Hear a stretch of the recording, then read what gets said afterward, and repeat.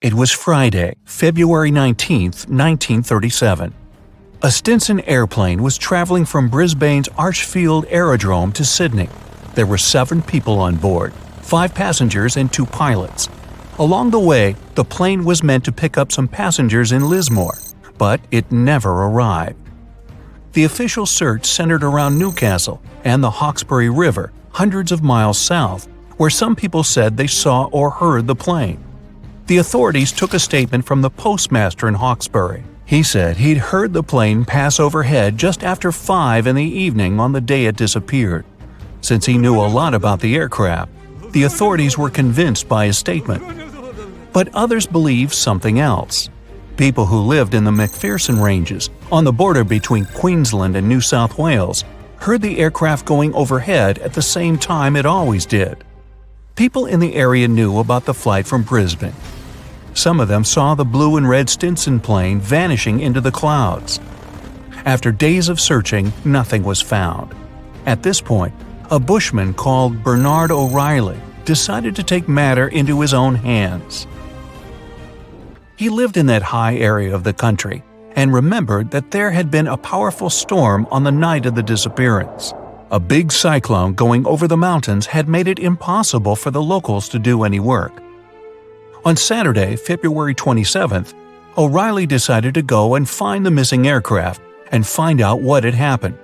The day before, he had gathered all the evidence on where the plane could be. O'Reilly got his ruler out and drew a line across a map to the last known place where the plane had been heard.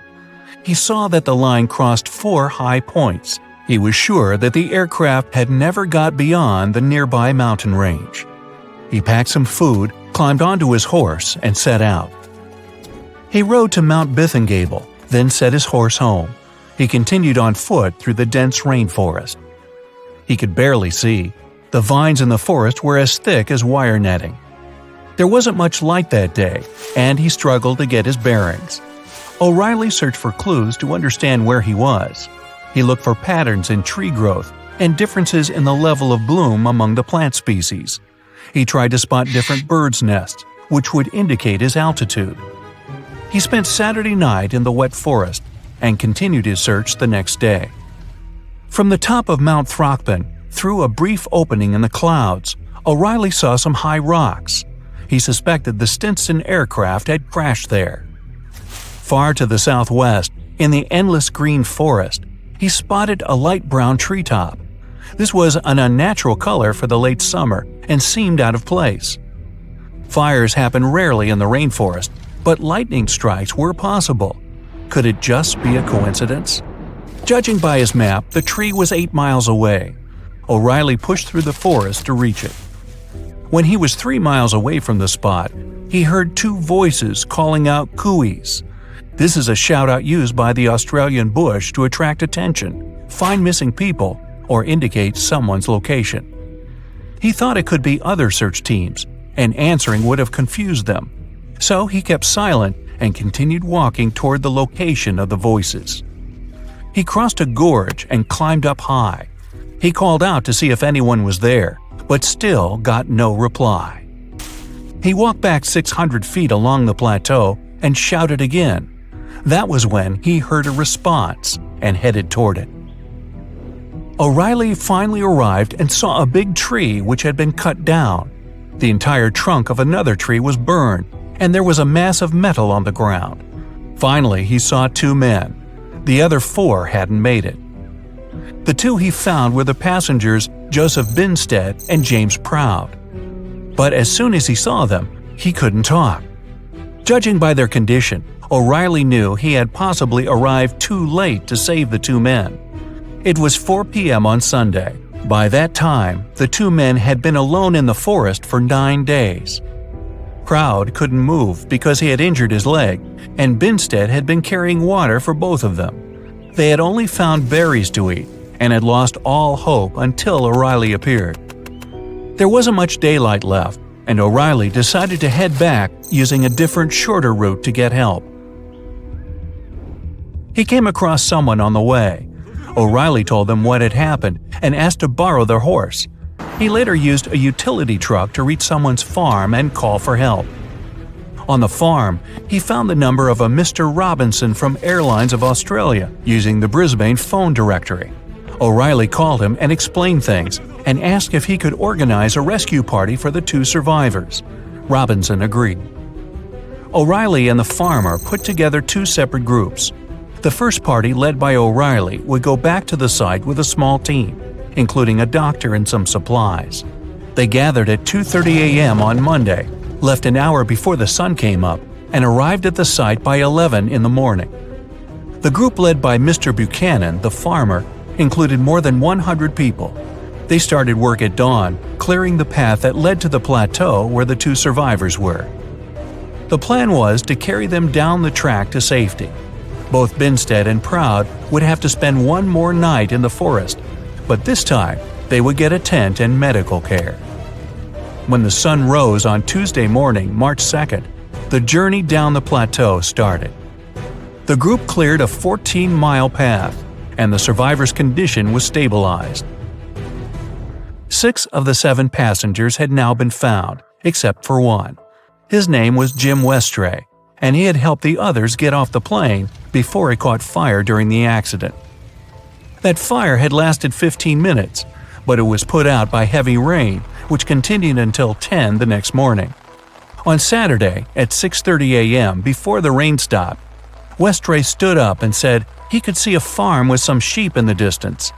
The other 2 guys tried to discourage him from going and told him there was nothing out there. Westray said he would go there to get help, and within 30 seconds he was gone. When O'Reilly arrived, he was asked by the 2 survivors if he had seen Westray, but O'Reilly was sure he hadn't made it. He followed Westray's path to a 40-foot-high waterfall and confirmed his theory that he hadn't survived. The operation was successful, and the 2 survivors made it. The story made national headlines, and there were broadcasts about it on TV. O'Reilly was presented with a plaque and a check raised from the public. Years later, O'Reilly's nephew, Peter, organized tours showing his uncle's journey to the site. Do you know the feeling when you've been trying to solve one mystery for your entire life? Nope? Well, Detective Anderson does. During almost 30 years of working for the police, he solved many riddles, caught hundreds of robbers, and helped save thousands of lives. There's a huge number of successfully solved cases on his record. At the age of 25, he caught a thief who changed his own face with plastic surgery once a year. When Anderson was 30, prisoners started breaking from jails all over the world. The detective successfully solved this case. At the age of 38, he discovered the secret base of a forbidden order in a volcano's mouth. By his 50s, he managed to explain all the most inexplicable things in the world. But there was something he couldn't solve. These were 2 mysteries from the 50s, cases of missing planes. All these years, Anderson has been scrolling through the details of this puzzle. Unfortunately, he was too young when this story began. All he had were guesses and notes. But today, a sudden thought struck him. For the first time in many years, he felt that he could finally solve this mystery. But to do this, he had to immerse himself in this story again. So he opened the closet and pulled out 2 old magazines with detailed articles about these incidents. The first one happened in the summer of 1955. July 1st, Pan Am Flight 914 was about to depart from New York Airport with 61 people on board. The plane model was a Douglas DC-4. It differed from modern aircraft, having giant propellers instead of turbines. So, all passengers fastened their seatbelts. The plane started taxiing down the runway, sped up, and took off. It went high into the sky and out of sight. Its destination was Florida. The flight time would be 3 hours. Dispatching services were watching the plane on their radar when suddenly, Pan Am 914 disappeared. The operator tried to contact the pilot, but received no response. New York reported this to Florida. They said they couldn't see the plane either. Usually, pilots notify via radio if a plane crashes or gets into a storm. But this time, just nothing. After several unsuccessful attempts to establish the connection, they deployed large-scale search operations. Communication with the plane was interrupted when it was flying over the Atlantic Ocean. Therefore, The air company had to admit the aircraft crashed into the water. But this version had no proof. When planes fall that way, rescuers find floating debris. Some parts of the cabin or luggage always get to the surface. This time, rescuers found nothing. The plane didn't transmit any distress signals and didn't leave any traces of the crash. It seemed like it just disappeared into thin air. People forgot about this disaster for 37 years, and then something bizarre happened. 1992, Venezuela, Caracas Airport. The control tower received a signal about an unknown aircraft approaching them. It was weird because it wasn't supposed to be there. There were no flights scheduled for that time. The plane was landing. The dispatcher and the rest of the airport staff understood that something was wrong here. The plane looked old, with huge propellers instead of turbines. After landing, the pilot contacted the airport. Where are we? The dispatcher asked him to identify himself. A few seconds later, he received an answer. We are Pan Am Flight 914, departed from New York to Florida, with a crew of 4 people and 57 passengers on board. The dispatcher didn't know what to do next. He and the airport staff understood what kind of plane they were looking at. What was this plane doing 37 years later, and almost 1,240 miles away from its destination? After a few seconds, the startled dispatcher turned on the microphone and said, It is September 9th, 1992. You know that? A long pause followed. Then, the pilot responded in a panic. Oh no. Jimmy, where are we? No! Stay away! Let's go now! The airport staff saw the pilot waving his hands in horror through the glass. Then, he started the engines and took the plane to the runway. Pan Am 914 increased its speed and took off. The dispatcher tried to stop him, but the pilot didn't respond. The plane disappeared into the sky, and no one else had heard of it since that day. Detective Anderson finished reading the article. He frowned and looked out the window. Raindrops were hitting the glass. The storm outside perfectly depicted what was happening in his mind at that moment. He seemed to know what had happened to that plane. All the clues were there, lying right in front of his eyes. But to know for sure, Anderson had to move on to the next case. It was another article, dated 1989. It happened in 1954. Santiago Airlines Flight 513 took off from West Germany Airport. The plane was due to land in Brazil in 18 hours. There were 88 passengers and 4 crew members on board. The plane hid behind the clouds and disappeared from all radar. Air traffic controllers were trying to contact the pilots, but didn't receive a response. 18 hours later, they called the airport in Brazil. Those dispatchers couldn't confirm this plane's landing and couldn't contact the pilots either. The search operation lasted for several months, but they found nothing. Just like in the Pan Am 914 case, the plane disappeared from radar while flying over the Atlantic Ocean. 2 years later, the search operation ended, and Santiago Airlines ceased its activities. October 12, 1989. Airport controllers in Brazil noticed a passenger plane that suddenly appeared on their radar. It didn't answer the airport staff's questions and just circled over the airbase. After a few minutes, the plane landed and nothing. No one opened the ramp. Passengers didn't get out. Pilots didn't respond. The aircraft was in perfect condition. One of the dispatchers realized that this was the missing Santiago Airlines Flight 513 that had been considered lost for 35 years. Airport staff approached the plane and opened the doors. What they saw there terrified them. The police, customs staff, doctors, detectives, and other airport staff members gathered around the plane. No one knew what to do next. There was no living person on board who could tell the truth. The plane disappeared in 1954 and appeared 35 years later in perfect condition without any damage. So far, no one has figured out what happened. Detective Anderson noticed the stories were very similar. Pan Am 914 disappeared in 1955. Santiago Airlines 513 vanished in 1954. The difference was almost a year. Anderson scratched his head and noticed another little detail.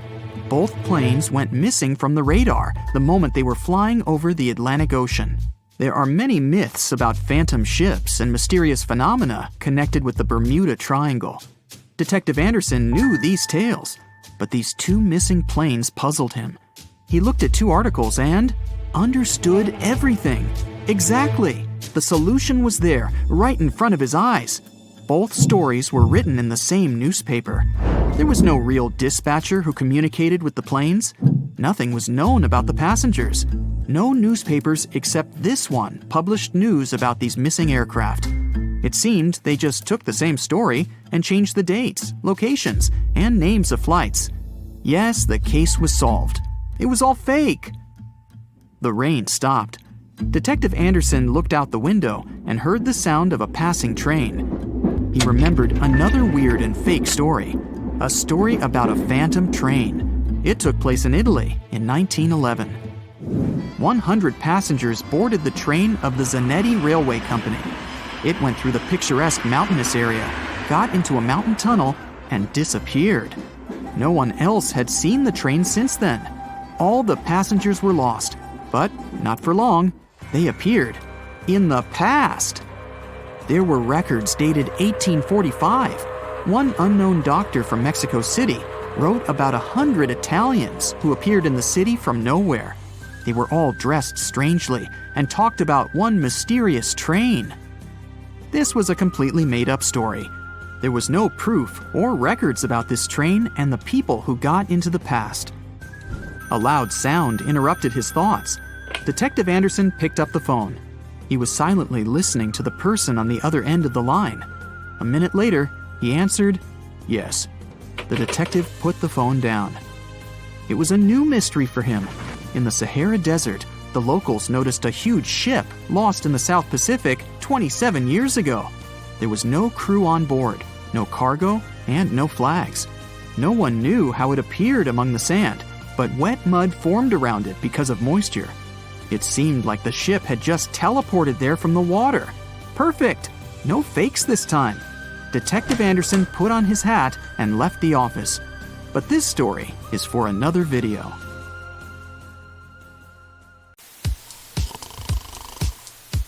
Have you ever watched an action-packed Hollywood film where an airplane gets a hole in its side and everyone starts freaking out? Stuff starts flying all over the place and people are barely staying in their seats. Well, in real life, a small hole in the plane's body isn't going to cause that much drama. However, I have an incredible story to tell you about a pilot who actually managed to land a plane with half of its roof missing. Can you believe it? Make sure your seatbelt is fastened because this one is going to be a wild ride. On April 28, 1988, a Boeing 737 owned by Aloha Airlines took off from Hilo International Airport en route to Honolulu. Before this flight, the plane had already flown 3 short trips from Honolulu to Hilo, Maui, and Kauai. Everything was chill that day, and the weather was nice and calm. It looked like smooth sailing all the way.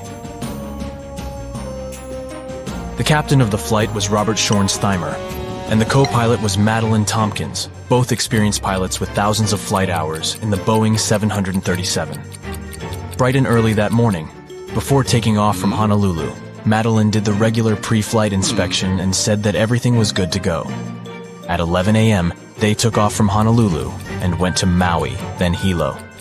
When they got to Hilo, they didn't leave the cockpit or check the plane from the outside.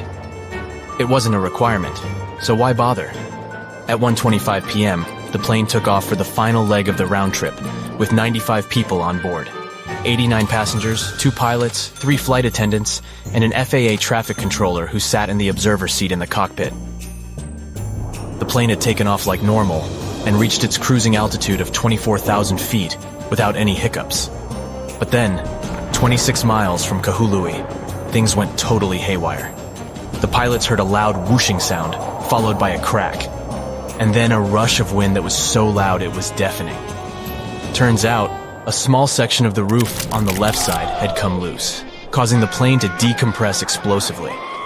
And to make matters even worse, the decompression caused a chain reaction that led to a huge chunk of the plane's roof ripping off completely. That missing part was a massive 18.5 feet long and was part of the skin that covered the plane from the cockpit all the way back to the forewing area. The pilots didn't have a clue what was going on when the disaster struck. The first officer, who was the one in charge of the plane at that time, suddenly felt her head snap back, and then she saw a bunch of gray insulation and debris flying around the cockpit like it was a tornado. Meanwhile, the captain took a look around and was shocked to see that the cockpit door was nowhere to be seen, and instead of the first-class ceiling, he was staring straight up at the sky. The plane started to tilt from side to side, making it challenging to keep it under control. The crew in the cockpit quickly put on their oxygen masks, and the captain took over control of the plane. He then initiated an emergency descent towards the nearest airport on Maui Island. Luckily, all the passengers were seated, and most of them had their seatbelts fastened since the seatbelt sign was still on. Unfortunately, the 3 flight attendants were caught off guard. One of them was near the hole and was pulled out of the plane. The other 2 were thrown to the floor, with one of them hitting her head hard and losing consciousness. The third attendant tried to help the passengers and keep them calm. At the same time, the pilots were desperately trying to let air traffic control know that they were in trouble. But there were communication problems even between themselves due to the loud noise and the fact that they were wearing oxygen masks. They had to resort to hand signals to understand each other. Moreover, they were unsure whether their messages were being heard by ATC. The plane's controls were not responding properly, which made the captain's job of flying the plane even harder. The first officer was doing her best to assist the captain and communicate with the tower. It was only after the plane descended to an altitude of 14,000 feet that the controller finally received their distress call and immediately started making arrangements for an emergency landing. The control tower wasn't prepared for a situation like this, though. In fact, the tower had to call 911, just like any other regular person would do in case of an emergency. The problem was that the controller didn't understand the severity of the situation, and they didn't realize that the passengers and crew members would need medical help. This was because the crew had only reported a rapid decompression and hadn't explained the entire situation in detail. The plane was in a very bad mess, but the captain was doing everything he could to safely land the plane. As they descended towards the airport, the captain commanded the first officer to lower the landing gear, but the indicator light didn't turn on. The plane also had an issue with the left engine, which failed as they approached the runway. Despite these problems, the captain used the reverse thrust of the working engine to try and land the plane. It was a difficult and dangerous task, but they managed to land the plane safely on the runway. The passengers and crew members were then evacuated from the plane. It was a miracle that everyone survived. However, 65 people were injured. They had been hit by debris and pieces of the plane's body that were flying around. Unfortunately, the ground staff wasn't aware of the severity of the situation and didn't have enough resources to provide immediate medical assistance to the injured passengers. The first ambulance arrived 7 minutes after the plane landed, which wasn't an ideal scenario. Furthermore, there were only 2 ambulances on the entire island, which couldn't accommodate all the injured people. As a result, tour vans were used to transport the passengers to the hospital. Fortunately, 2 drivers who were former paramedics provided immediate first aid to the injured right on the runway. Meanwhile, the airport mechanics and office staff took the vans to the hospital, which was located 3 miles away. Despite the chaotic and stressful circumstances, only 8 people suffered severe injuries, but they all later made a full recovery. The plane was in really bad shape though, and it was no wonder it couldn't handle the stress of the decompression incident. Despite its age not being a problem, it had experienced a whole lot of takeoffs and landings, which took a toll on its integrity. The salty and humid environment it operated in only added to the damage. You see, planes are designed to withstand a certain number of flight cycles, and this plane had exceeded that number by a long shot. The majority of its flights were short domestic ones, which meant it had to take off and land way more times than it was designed for. This is what ultimately led to the roof coming off during the flight. The poor condition of the plane meant that it was beyond repair and had to be dismantled right there at the airport. What's interesting is that in an interview after the accident, one passenger recalled that she had noticed a crack in the plane's fuselage while she was boarding. She didn't tell the flight crew about it because she didn't think it was worth it, so they didn't know to check it. It's important to remember that these types of accidents are very rare nowadays. Major airlines and airports take numerous steps to ensure safety, and according to Harvard University, the chances of being in an airplane accident are about 1 in 1.2 million. And that's a tiny percentage, and I don't know about you, but I find that very comforting. And even if something did happen, such as the roof of the plane coming off, it's reassuring to know that the pilots are trained to handle emergencies and can still land the plane safely.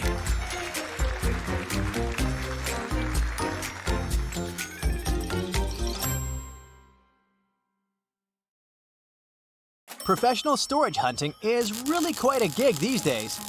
It's drawn a lot of attention from people all around the world too, since there are many TV shows focused on it. But it's not just storage hunters that can hit the jackpot with their findings. One couple from Arizona simply wanted a couch, but they weren't willing to buy a new one or pay a lot of money for it, so they participated in an auction where they made a $10 offer for an old couch. Since that piece of furniture wasn't in the best shape, they ended up purchasing the couch and the container it came in. When going through the storage unit, they had the best surprise. They found an old teddy bear filled with cash. That little toy ended up bringing them about $300,000. In 2011, another man came across an interesting discovery of his own after he examined the contents of a storage locker in San Fernando Valley. What he stumbled upon was a special comic book called Action Comics Number 1. The man didn't really know how valuable his finding was until he took it to an expert for further evaluation. Turned out, the comic book was actually the first one featuring Superman. But as much as he wanted to profit from it, the man had to give it back to the previous owner. The story goes that the comic book was stolen from a famous actor, who was himself really passionate about comics and Superman in particular. The actor had reported the book as missing to his insurance company and authorities, but it couldn't be found. The comic book, estimated to be worth somewhere around $1 million, reunited with its rightful owner 11 years after it had been stolen. Another incredible vintage object was found in a storage unit in Melbourne, Australia. It was a 1927 Harley-Davidson 8-valve racer with a sidecar. Based on experts' opinion, this fascinating vehicle had been sitting there for over half a century before resurfacing in 2015. It went for sale pretty soon afterwards and was purchased for a whopping $470,000. Some auctions for abandoned storage units are fun just because you have no idea what you're going to find in there. And that's regardless of how much profit you'll end up making. It's the story of a couple from Long Island that spent only $100 on the best thing they'd ever purchased. Hidden inside their mystery unit was a custom 1976 Lotus Esprit Sport. Not only was this car special because of its design, but it was also the car that was used in the 1977 James Bond movie, The Spy Who Loved Me.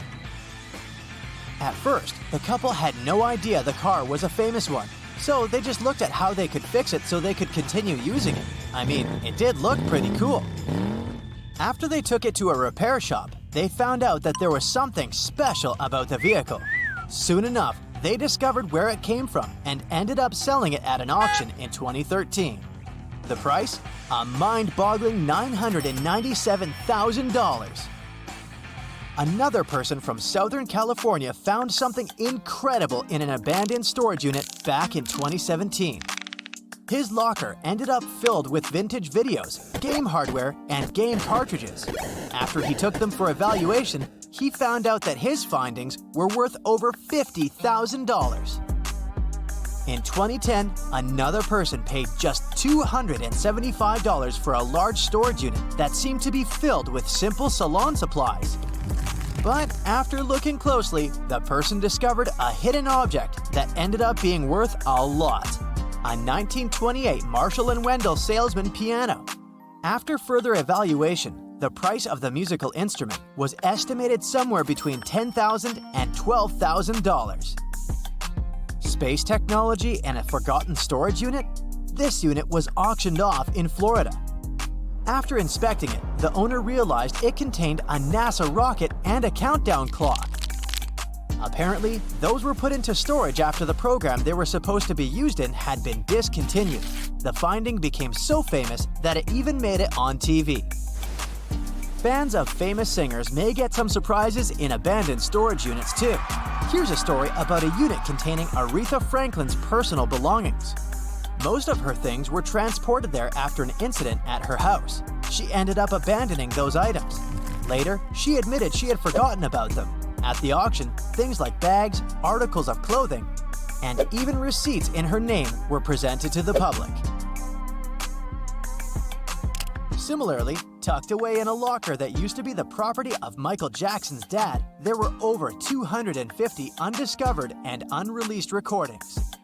During the time the King of Pop wrote and produced those songs, he was between contracts. So, technically, there was no legal ownership of the songs.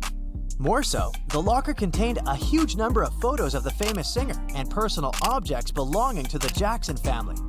Some of these items were auctioned off, while some others were acquired back by the family at great expense. It goes to show that missing a payment on your storage unit can be detrimental to everyone, regardless of how famous you are.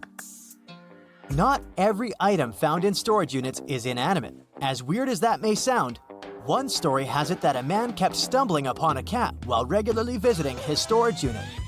He couldn't really figure out how she got in there and why she kept coming back to visit. So, he decided to take her home.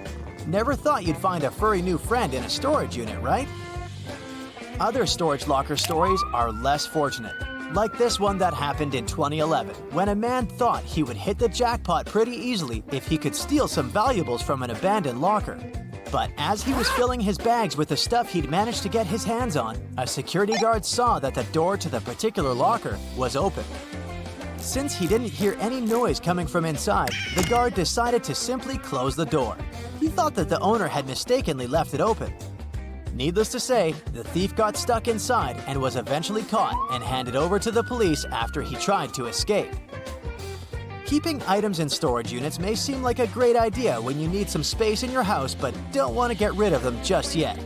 However, you do need to know that there are a couple of rules you need to follow, because not every item is safe or legal to keep in storage. Take vehicles, for instance. In the US, most storage room suppliers only accept them if they're fully registered, insured, and in operable condition. And this doesn't just apply to cars. I'm also talking about trailers, boats, and even trucks. So you need to be prepared to offer all sorts of supporting documentation before you can move such an item into a storage facility. For obvious reasons, perishable items are a no-go. It includes food that needs to be refrigerated, food that is not kept in airtight containers, and even dry pet food in some cases. Most companies that offer storage space stay away from such items because they can attract bugs and rodents, or might encourage bacteria and mold to develop inside. You might think canned food is a no-go, but in most places, it's not allowed either. That's because the standard storage unit does not have a specific way in which you can control the temperature inside, and some food cans can burst in high heat environments. Plants aren't allowed in storage containers either. Not only do they need sunlight to thrive, but they can be a source of bugs and pests too. More so, some plants can cause weird smells if not treated properly. So it's best if you plant them outside or give them away if you can't fit them inside your house anymore.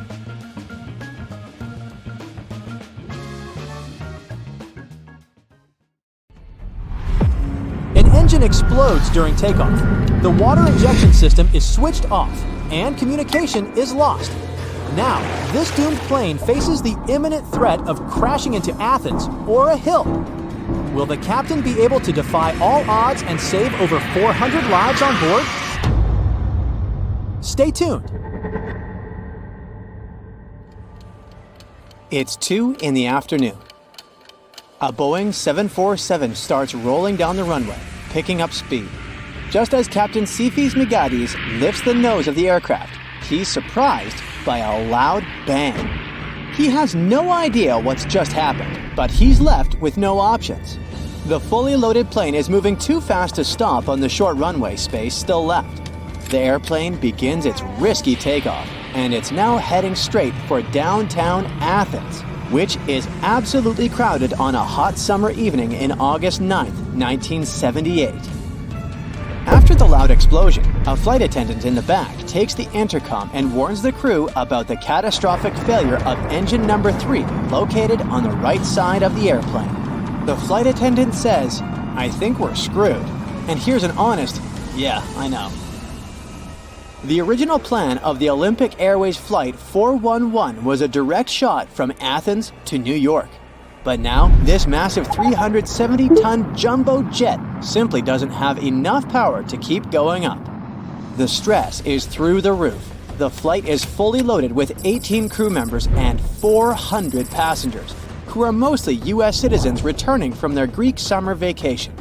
Little do they know that the pilot still has to face 4 major problems in a 93-second period to ensure everyone stays alive. The first issue has to do with water injection. You see, this Boeing has 4 engines. Engine number 3 has just exploded, and engine number 2 is operating with reduced power after maintenance. So the pilot needs the remaining engines to give their all to get this plane climbing. The thing is, pushing the engines to the max creates a ton of heat. So, Captain Migatis asks the onboard flight engineer to double-check if the cooling system is on, preventing the engines from getting too hot and maintaining a safe temperature. It's a bit tricky to explain what went wrong at this point, but experts think that in the heat of the moment, the flight engineer might have gotten a little mixed up. Instead of ensuring the water injection is on, he does the opposite and switches the system off just 9 seconds after takeoff. This mistake further reduces the power in the engines, limiting the plane's ability to climb by causing a loss of 4,500 pounds of thrust. So now, the plane finds itself in a seriously bad situation, barely cruising over the rooftops at below minimum speed. The second issue with this doomed aircraft involves the landing gear. The 55-year-old pilot had already had over 30 years of experience when he was assigned to command this flight. So he decides to make a bold move by telling his co-pilot to pull up the wheels at 35 feet above the runway. This move isn't just risky, it's straight up against Boeing rules in situations like this. Pilots usually have to wait until the aircraft gains a bit more altitude to pull up the wheels, because popping those landing gear doors open for 15 seconds adds more resistance against the plane's forward motion. In other words, it basically slows the plane down, and that's why the co-pilot hesitates for a second before agreeing to break the rule. Against all odds, the 411 flight stays in the air, but the problems are far from over. This leads us to the third issue. The plane is getting dangerously close to hitting one of the oldest capital cities in the world, Athens. The flight started from Ellinikon International Airport. This was the main airport for the Greek capital for decades, and it was known as one of the trickiest and riskiest airports in the world. Picture this: 2 short runways, side by side, squeezed between the Aegean Sea and large mountains. Even though there were 2 runways, they mostly used just one, the one pointing planes straight at the center of Athens. Because of that, pilots had to make an immediate left turn right after takeoff, changing the flight path over the sea. Now you might be wondering, why doesn't Migatis just turn left already? Well, the speed of the 747 is way lower than it should be at this point. If he makes a turn, the plane might descend even more, upping the chances of crashing right into the city. So, the captain decides to keep climbing, following a straight path while he's figuring out Plan B. Do you remember that the airport is surrounded by mountains? Well, this is problem number 4. The pilot knows that in about a mile, the airplane will face a hill that's about 200 feet tall. As Migatis watches Pawnee Hill getting closer and closer, he decides to give up a few knots of airspeed to gain the altitude he desperately needs to fly over the hill. Migatis feels relief when he sees that his risky plan has worked. The airplane flies over the hill with only 9 feet to spare. Yet, the relief fades quickly. He still needs to come up with an emergency landing plan. Imagine the cockpit eerily silent. They don't have contact with the tower anymore. While the 2 pilots are doing everything they can to keep Flight 411 from crashing, the flight engineer is still focused on fixing the problems with the engines. The terrain gets lower after the plane flies over Pawnee Hill, so the captain decides to lower the nose of the plane to trade a bit of altitude for speed. But nothing happens. In fact, the airplane's speed just keeps dropping, and they're barely exceeding an altitude of 200 feet. The plane is so low that it's even taking down some television antennas. It's around the height of a 14-story building named the Inter-American Tower. The airplane gets so close to that building that some flight attendants can actually see people's faces inside. A happy ending seems unreal as the plane is approaching a catastrophic collision with Mount Aigaleo, which is over 1,500 feet high. But suddenly, the engines kick in with more power and the plane starts picking up speed. Some specialists believe the acceleration was due to the combination of three things. The wind shifted, the temperature outside dropped, and the water injection system kicked back in. And the good news is that with more power in the engines, the pilot successfully gains altitude. By 2:05, Migatis managed to turn left, avoiding a collision with Mount Aigaleo. The plane is heading towards the ocean. It keeps flying for over 30 minutes to dump fuel. The idea is to make the aircraft lighter before landing, as it's loaded with 160 tons of fuel needed for the transatlantic flight. After that, the captain brings the aircraft back to the same runway from which they took off, and they land safely at Alinicon Airport. Everyone on board is safe, not a scratch on them, all thanks to this pilot who bravely broke the rules to save his crew and passengers. Now, picture the wild applause on the ground, and Migatis' daughters eagerly waiting for their father as he exits the plane. And it's no small feat, this pilot did the unthinkable. To put it in perspective, every Boeing simulation of this same flight ended in a crash. Migatis' impressive achievement led Olympic Airways to modify some of its procedures, and Boeing began to include a review of this case in its training curriculum.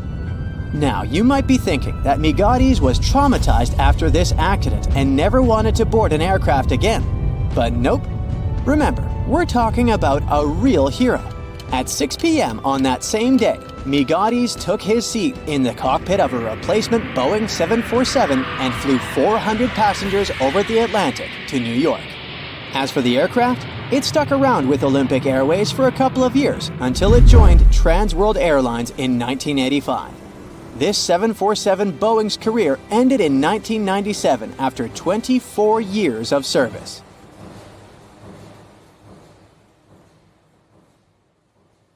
It has recently become a popular location for many tourists looking for the perfect place to get away from it all. If you're lucky enough to catch a sunny day here, it's like no other, I can assure you. Chances are, you'll end up having loads of foggy days. But let's be honest, they have a special allure of their own. This enchanting smile-shaped island is called Sable Island. It's located 190 miles from mainland Nova Scotia. It wasn't accessible to the general public until 2013. That's when it was added to the list of National Parks of Canada. You can get here either by plane or by water. But what's so enchanting about this place anyway? There must be something since the yearly tourist count is growing every year. Firstly, there's a spectacular number of wild horses here. There are between 200 and 500 horses roaming free all over the island. There's also a large population of gray seals.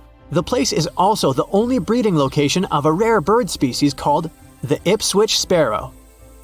If you're already considering a trip here, there are some things you need to know first. Remember that fog I mentioned earlier? Well, it turns out that Sable Island is the foggiest place in the Canadian Maritimes. I'm talking about approximately 127 foggy days each year. During such days, Sable Island literally disappears underneath a thick layer of fog. You won't be able to explore the place on your own either. The local regulations state that visitors need to travel within a group, and they also need to keep a 197-foot distance from the wildlife they can encounter here. As charming as this place may be, it holds a dark secret hidden beneath the sandy dunes. and it has nothing to do with beautiful creatures living here or the island's unique vegetation. Apart from being known from its horses and seals, Sable Island is infamous for an overwhelming number of shipwrecks. Over the years, about 350 ships have ended their lives here, on these sandbars. When survivors described their experiences, they usually mentioned harsh weather conditions near this mysterious island. The island also made its way into literature when it was described in a book called The Perfect Storm, which was written by Sebastian Junger and published in 1997. The book was so successful that it was later adapted for the big screen in 2000, with George Clooney playing the leading role. The first recorded shipwreck near Sable Island dates back to 1583. The boat was named the HMS Delight and was under the command of British adventurer and explorer Sir Humphrey Gilbert. Only 17 people managed to survive the catastrophe by escaping in a small boat. Records mention that they spent 7 days at sea before reaching the shores of Newfoundland. In 1884, another vessel named the Nicosia struggled in the thick fog as well. The ship was completely destroyed, but fortunately, all 18 crew members managed to survive. The captain's son was almost lost at sea when a lifeboat capsized when he was climbing into it. He somehow managed to stay underneath the lifeboat, which was completely submerged. When this lifeboat righted, he eventually emerged from the water and was rescued for the second time. The years between 1947 and 1999 were relatively quiet on the island. In 1999, though, a yacht called the Merrimack ran aground near the shore of the island at about 2 a.m. on July 27th. The 40-foot fiberglass boat had a crew of only 3 people. Natural gas exploration workers, who were luckily not far away, rescued them. The crew managed to fly safely to Halifax the next day. The owner of the Merrimack tried to recover his boat by hiring local fishermen. Unfortunately, this operation was unsuccessful, since only the fittings of the yacht were eventually saved. It took no more than 6 weeks for the sand and waves to crush and completely break up the hull of the Merrimack. So what is it about this place that's so dangerous for boats? Does it have anything to do with the weather? Or maybe there's other forces at play? The explanation turns out to be a bit more complex, and it wasn't easy to figure out, at least not way back in the 1500s. First of all, the island is located close to one of the world's richest fishing grounds. Since it's also near one of the major shipping routes between Europe and North America, hundreds of vessels sail past it each year. The likelihood of shipwreck increases when there are so many boats roaming around the area. Sable Island is also in the way of most of the storms that move up the Atlantic coast of North America. It's no surprise that boats often get hurtled straight onto the shores of this island. The weather has a lot to do with it too. During the summer season, the warm air from the Gulf Stream creates a dense fog as it merges with the cool air by the Labrador Current that passes by the island. Other currents don't help the matter. Sable Island is next to the meeting point of 3 major ocean currents: the Gulf Stream, the Labrador Current, and the Belle Isle Current. Since the 1950s, radars and other modern navigation tools have been used on commercial vessels as well. Up until then, the sextant was the main instrument used to figure out a ship's location. It doesn't mean that sextants weren't accurate, but this instrument couldn't work properly without a clear view of the sun or stars, which means it didn't help much in dense fog, such as the one surrounding Sable Island, or when it was cloudy. Often during bad weather, the captain of a ship navigated, relying on their experiences and intuition based on the ship's speed and direction. That's why most of the survivors in shipwrecks near Sable Island said that the captain had simply miscalculated the ship's position, crashing into Sable Island by accident. This dusty, sandy land is as unfriendly to ships as it is to trees. There's reportedly a single tree on the whole island, and it looks a lot more like a bush. It's actually a pine tree. And since the famous island horses don't see it as much of a food source, it somehow managed to survive. Reports say that the tree was planted back in the 1950s. Local authorities were trying to grow a forest on the island to make it a bit more welcoming. They've planted tens of thousands of trees over the years, more than 69,000 evergreens, 600 fruit trees, and about 55 pounds of pine seeds, along with other plants which could survive the conditions on the island. but they were no match for the extreme weather and sandy soil. Out of all those plants, just one pine tree is still alive. Thanks to its resistance, it has even become a symbol of Sable Island. Interestingly, for around 40 years, the island also had just one inhabitant. Can you imagine that? One person living on a remote island for so many decades? It's the story of a woman called Zoe Lucas. She chose to surround herself with the only residents on the island: the horses, the gray seals, and the many species of birds. An esteemed naturalist, she mentioned in an interview she gave back in 2017 that she was used to living on the island and that she never got lonely. To survive here, she had to put together an essentials kit. It included a notebook to take notes and a pair of binoculars to study the wildlife. You can safely assume she wasn't scared of the intimidating surroundings, since she decided to eventually call this place home. At first, Zoe wanted to set up camp on one end of the island, near some abandoned buildings. But eventually, she settled in a wooden house near a bunch of sand dunes. A Canadian institution called the Meteorological Service of Canada put together the simple construction back in the 1940s. Parks Canada operates the building these days. Zoe's work included gathering as much data on the local horse population as possible. It could help scientists better understand how they managed to adapt to the unfriendly environment. She also helped gather the debris that made it to the shore to help track pollution levels. Among all the rubbish that she collected, there was a refrigerator and a crate full of fresh peppers.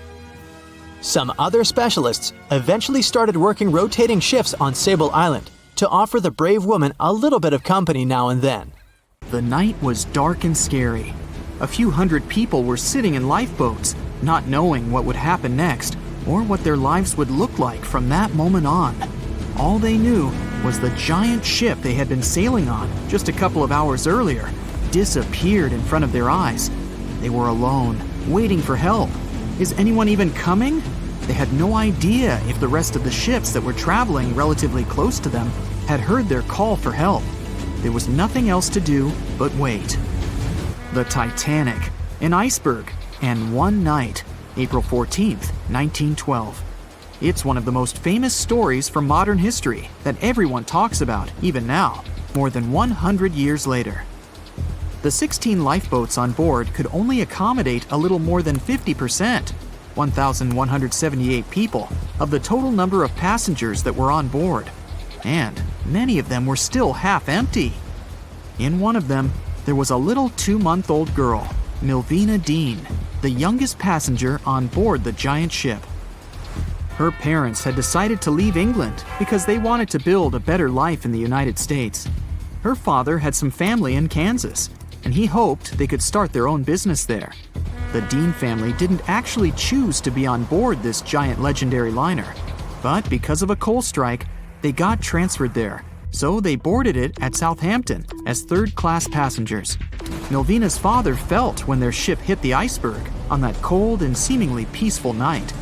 He immediately went up to investigate. When he saw that people were panicking and that the crew members were giving warnings on the actual danger of the situation, he rushed to their cabin to find his wife. He told her to dress the children and quickly go up on deck. The crew members gave the order to get the lifeboats ready and start transferring women and children there first. It was a chance for at least some family members to get to safety. Milvina, her mother, and her brother got in Lifeboat 10. They were among the first off the liner out of the 706 crew members and passengers who managed to escape the sinking ship. Later, the liner called Carpathia heard their call for help, came for the passengers, and took them to New York. Her father, unfortunately, stayed behind them and didn't manage to save himself. Milvina grew up in Ashurst, England, which wasn't far from where she set sail on the ship. She spent her life working as a secretary and an assistant in small businesses in Southampton. She never married.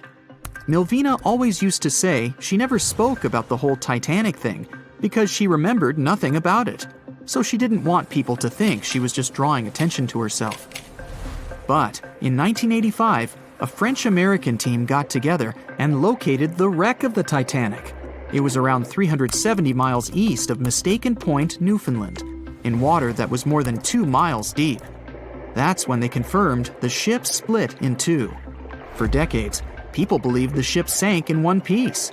They thought the only significant damage was the damage the hull got from its contact with the iceberg. In reality, it broke in half, right between its third and fourth funnels.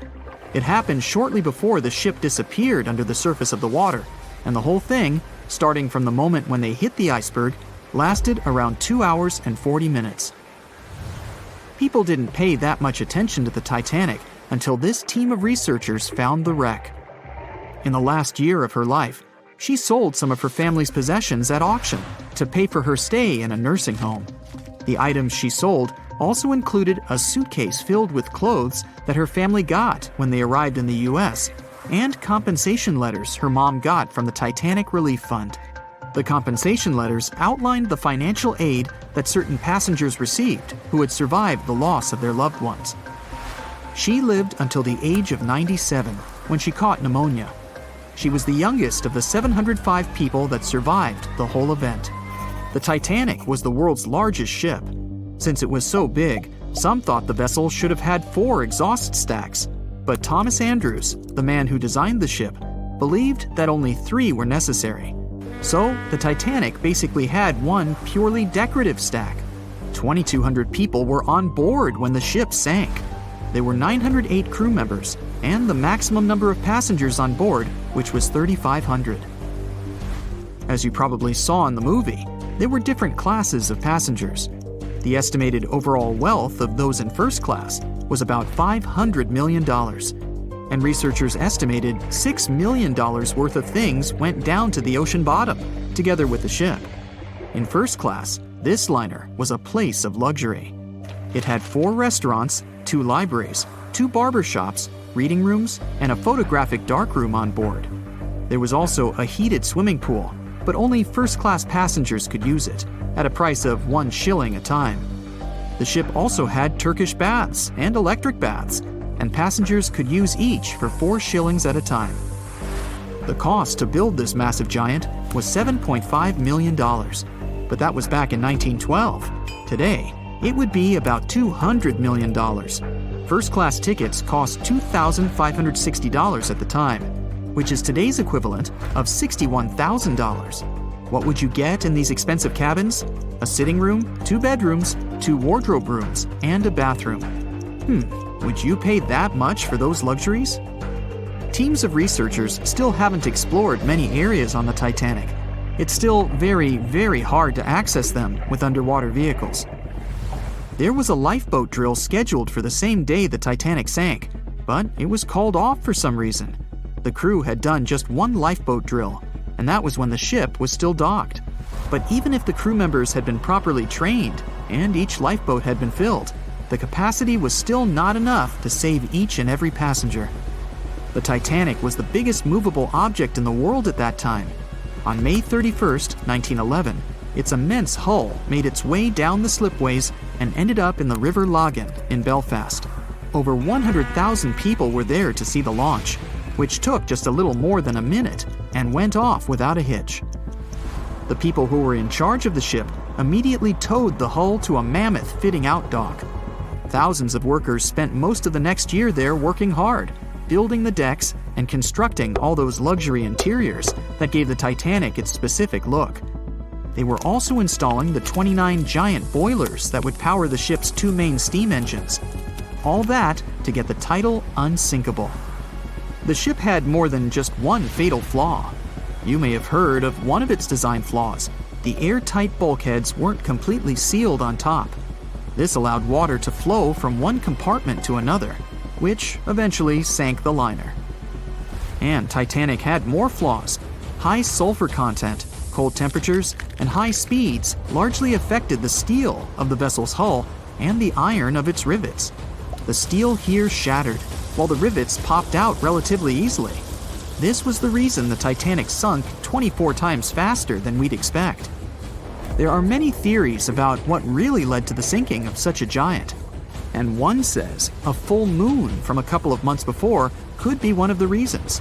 It may have created very strong tides that sent a flotilla of icebergs southward. This was right in time for the Titanic's maiden voyage. Research says an optical illusion prevented the ship from getting help. One famous British historian, Tim Moulton, thought the atmosphere on the night of the sinking created specific conditions that made it very hard for the crew members to spot icebergs. They partially caused something called superrefraction. The extraordinary bending of light causes miraging, and several ships in the area recorded it. Not only did this prevent the crew from seeing the troublesome iceberg in time, but it also stopped one of the ships that could have offered help from identifying the call for help and communicating with the Titanic crew. Also, some say the ship was traveling too fast. From the start, they blamed the skipper for sailing such a big liner at such a high speed, 22 knots, through the cold and unpredictable waters of the North Atlantic, which was full of hidden icebergs.